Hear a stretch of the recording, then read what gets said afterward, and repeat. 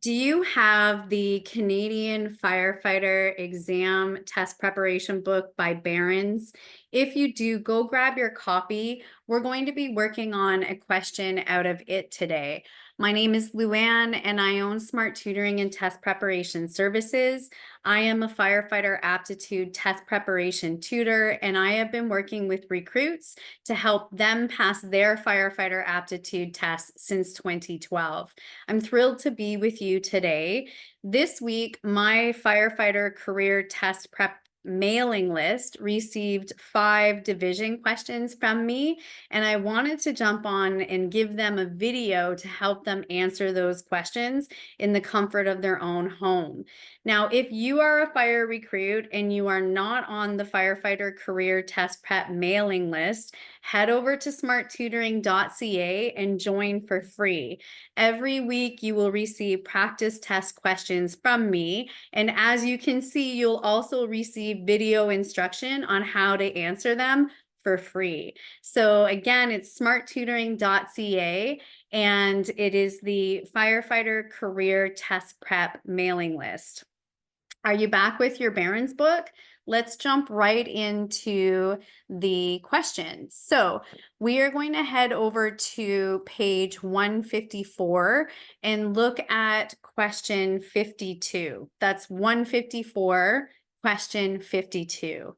It says 100 divided by 20 equals. Now, if you don't know how to do division, that's absolutely fine because most people struggle with division when I work with them in math tutoring sessions.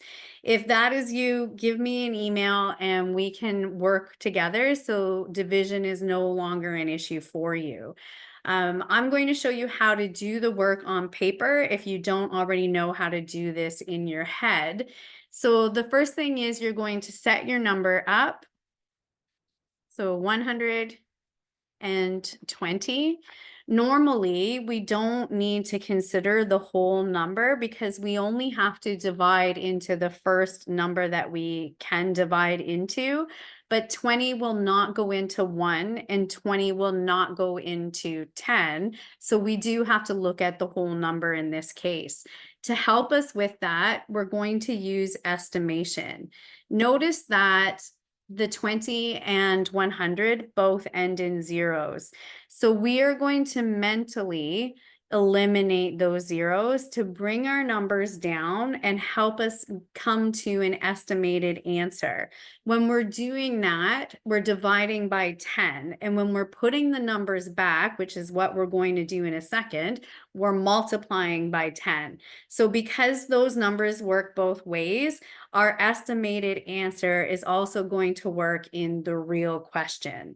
Now, when we're looking at these numbers, we're asking ourselves, how many times will 2 go into 10? The answer is 5. So if 2 goes into 10 5 times, 20 will go into 100 5 times. You're going to put the 5 above the last 0. If you were to put the 5 above the 1, that would be incorrect because you're telling your reader 20 goes into 1 5 times. If you were to put the 5 over the first 0, that would also be incorrect because 20 cannot go into 10. This is important to remember because when you get into decimals, your decimal is already placed. So you want to make sure that your numbers are holding the correct place value.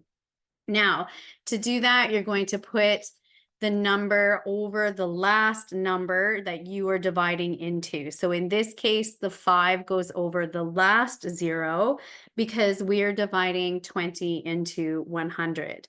Now that you've done that, you're going to go ahead and multiply 5 by 20, which is going to give you 100.